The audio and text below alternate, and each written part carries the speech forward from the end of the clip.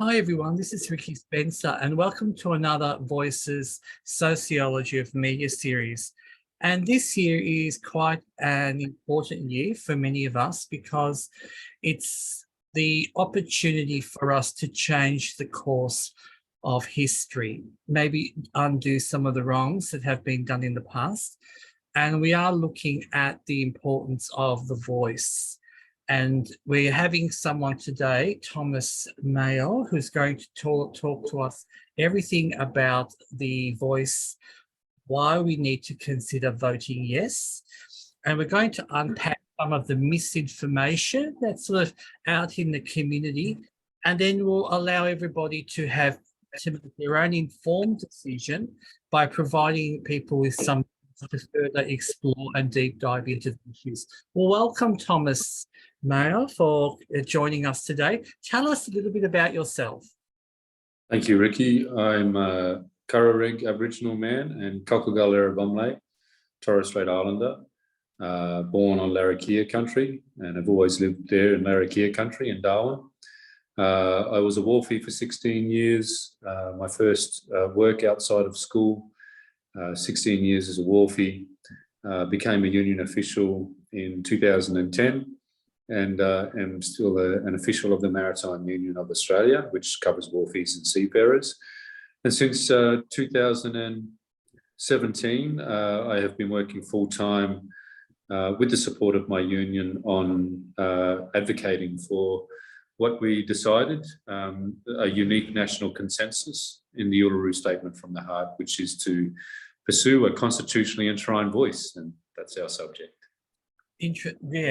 Fabulous. So let's take it from the first mention a little bit to the listeners. What is the Uluru Statement of the Heart? Well, the Uluru Statement from the Heart is it came about through a process of 13 regional dialogues covering the entire continent and adjacent islands. Each of those dialogues were 3 days each. There was 100 participants, to a formula to ensure a cross-section of perspectives and experiences and views were represented in those dialogues, all Aboriginal and Torres Strait Islander people.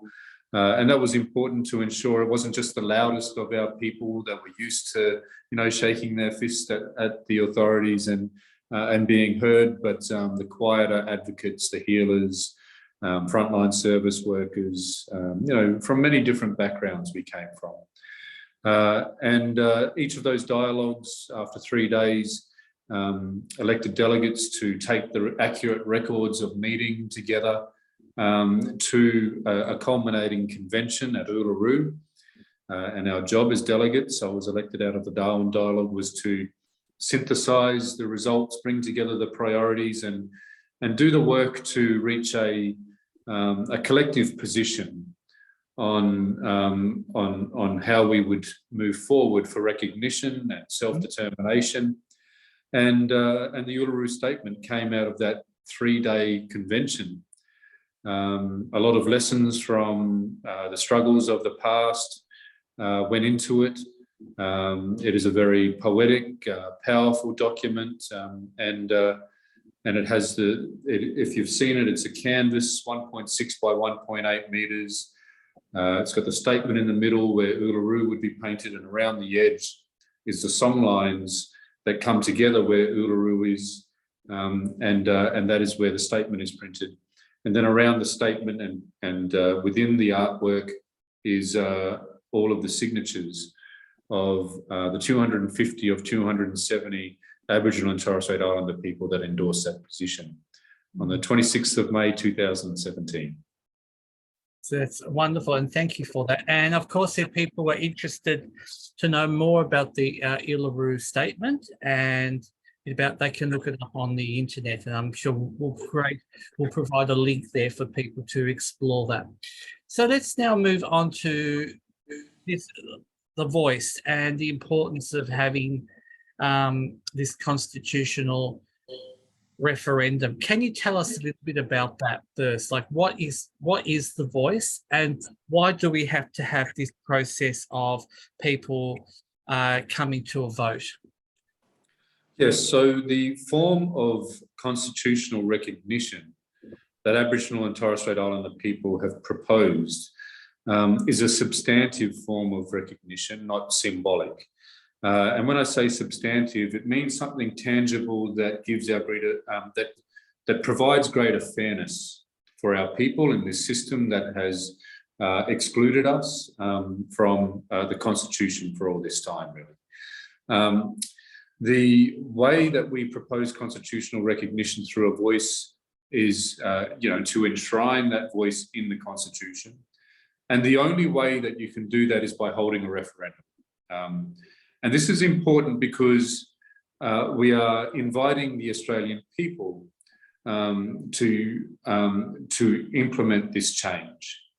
And if we didn't do that, then what we know from the history of our struggle is if we just relied on the Parliament, so politicians, if we just relied on the Parliament to legislate the voice, which they could do without a referendum, then it's vulnerable to a government that comes along after this one, or if this one should change its sentiment towards listening to Indigenous people, it is vulnerable to being silenced or destroyed or repealed, that legislation, which has happened many times throughout our history.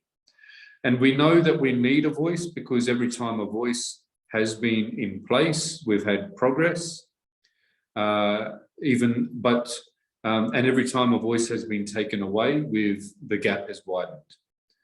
And we know that governments will soften up the Australian public to take it away by not celebrating the successes that a voice has in improving policies and laws and outcomes, and amplifying its problems that all human organisations will have from time to time. And so we need the Australian people to walk with us and express by voting yes in this referendum, that it should be the normal way of doing things in this country, that there is at least the decency for Indigenous people, the dignity of being asked our opinion or being able to put forward the solutions to improve our lives and to close the gap. And it's the key to closing the gap.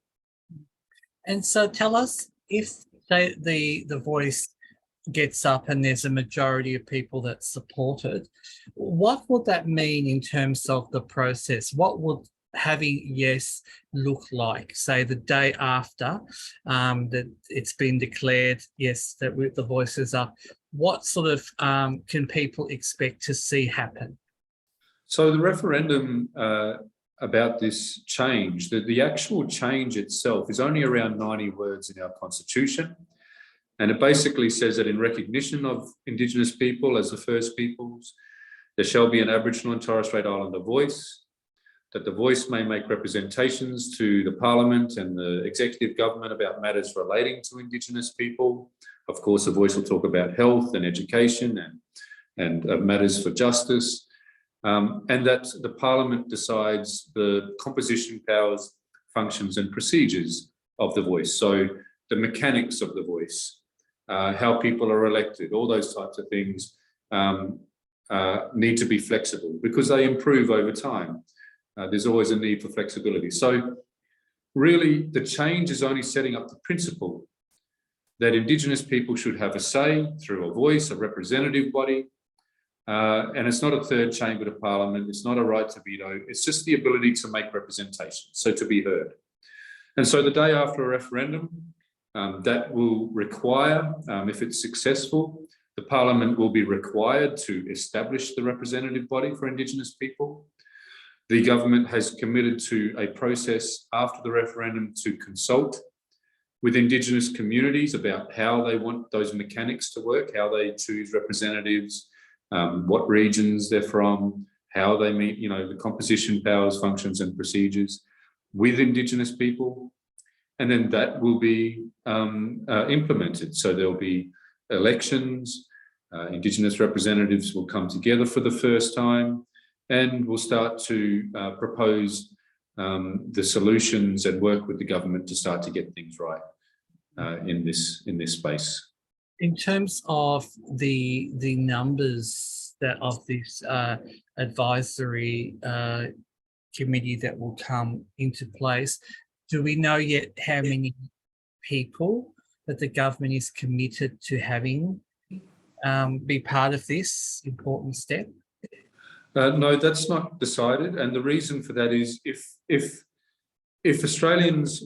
voters were told that there's going to be 24 national representatives, for example, and they're going to be coming from these regions, and this is the local and regional layer, which will be, and there's plenty of examples of this sort of representative structure, including the Langton-Kalmer report that looked into co-design about what a voice could look like. But if this was actually a decision made and the co-design outcome was 24 national representatives, if that was before the referendum, before people voted, then people would think that they're voting on a body that is 24 representatives.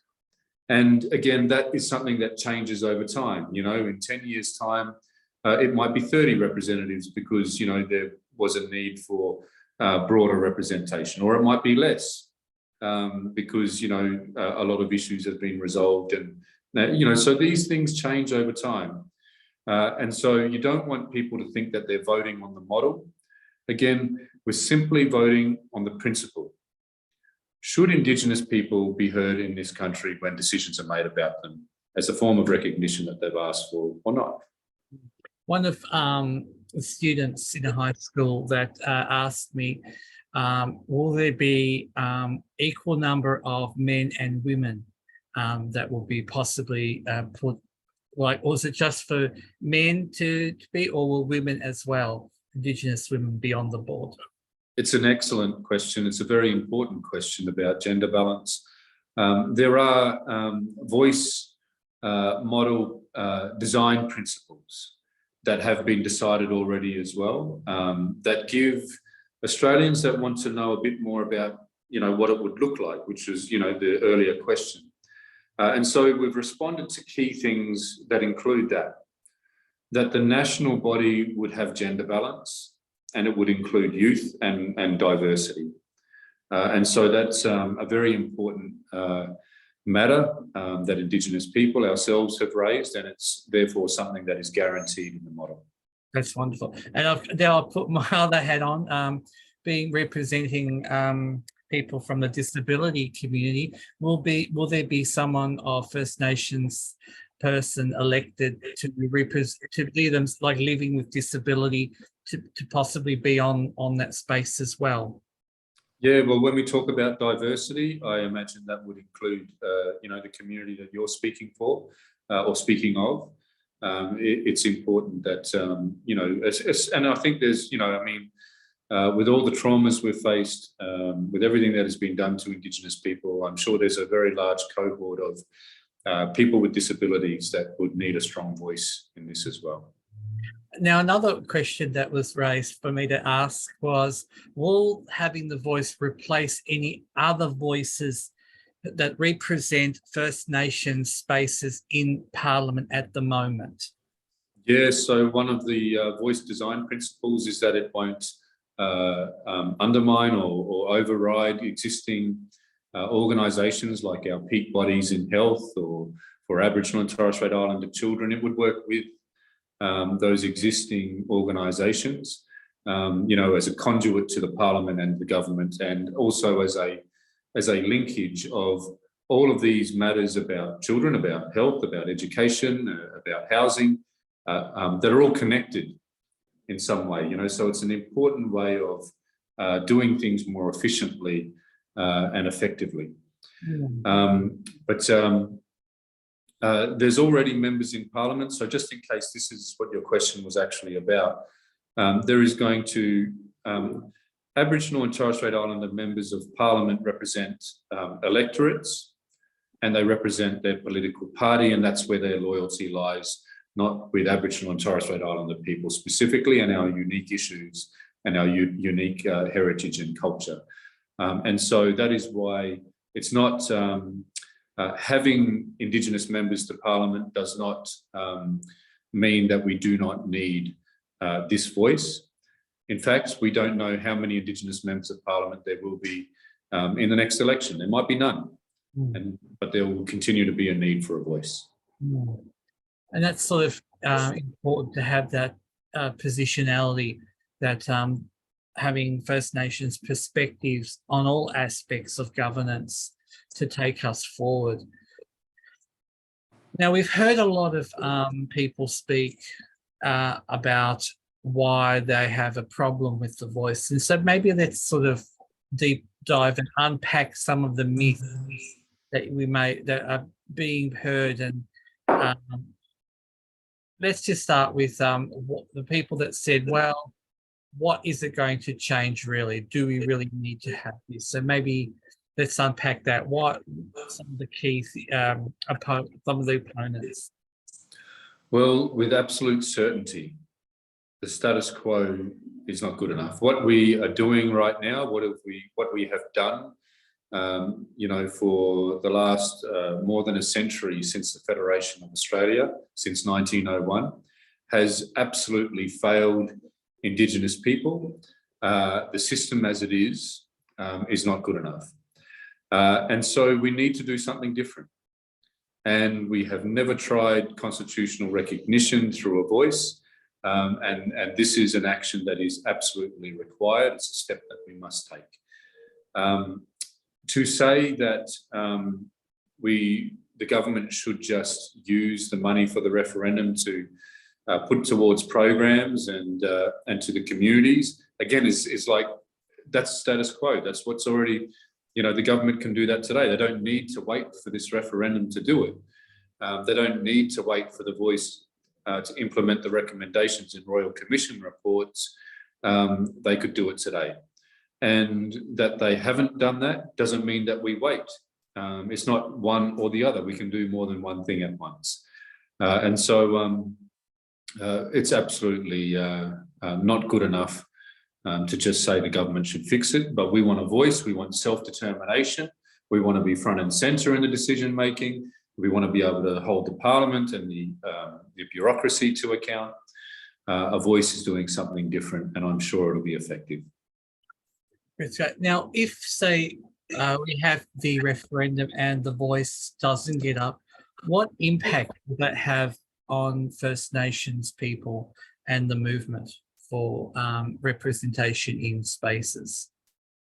We won't get another shot at this for our lifetimes. It'll be generations. This is a once in generations opportunity, not just once in a generation. And it'll be devastating, Ricky. Can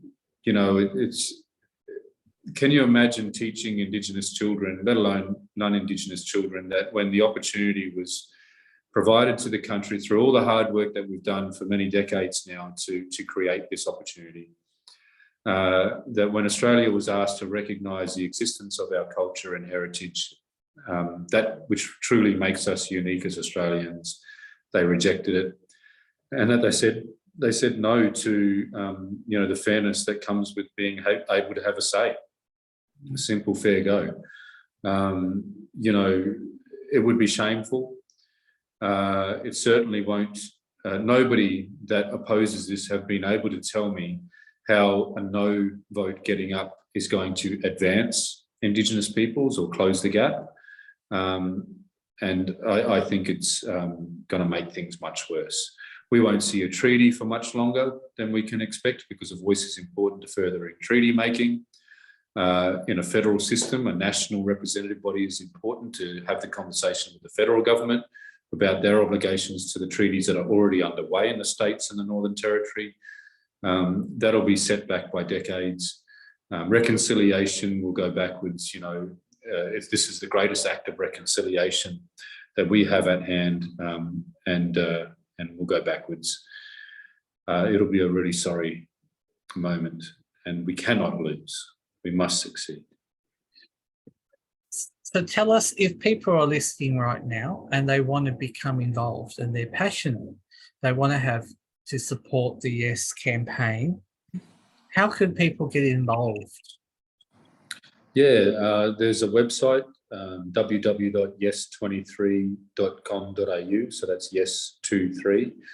You can register your support on there. There's an online shop. I encourage people to get the shirts and wear them every day until the referendum. We need that momentum, the visibility of this campaign, to get critical mass, to help people be more confident to get involved. There's also information on that website. And then there's also the Together Yes campaign, www.togetheryes, I think it's .com.au as well, but just search Together Yes. And that's a kitchen tables campaign. So basically supporting people to have conversations, formal, structured conversations with the people that you can influence by bringing in and having a conversation with. I encourage you strongly to register and be a part of that movement as well. Well, thank you so much, Thomas Mayo, for spending a bit of time with us, giving us the key points and really kind of shaping the narrative, as in the case of what the truth-telling is and the importance of having, for the first time in our lives, a change. And again, I've tried to be neutral, but I must, I am sort of wanting the voice to get up, I have to say. So for everybody listening, please consider this is a lifetime change. We can, for everyone to be part of this opportunity, that you can then tell your children and your grandchildren that you were there the day that finally change has arrived on this land, and maybe changing the direction where First Peoples will finally be recognised and supported, but also more importantly, be in a position to take leadership and strength in that leadership to show the younger generations that they are valued and important and are the key change makers for the future. Yeah, spot on, Ricky. There's also this book, The Voice to Parliament Handbook. Kerry O'Brien, former ABC journo, and myself have written. It's a light and easy book. Author royalties are shared with the Indigenous Literacy Foundation. Fantastic. We'll put a link to that as well, people can purchase. And I would encourage everyone in high schools to purchase that with their kids to have a look at, to unpack that. Thank you so much for spending a little bit of time with us today. Thank you, Ricky. All the best. Bye.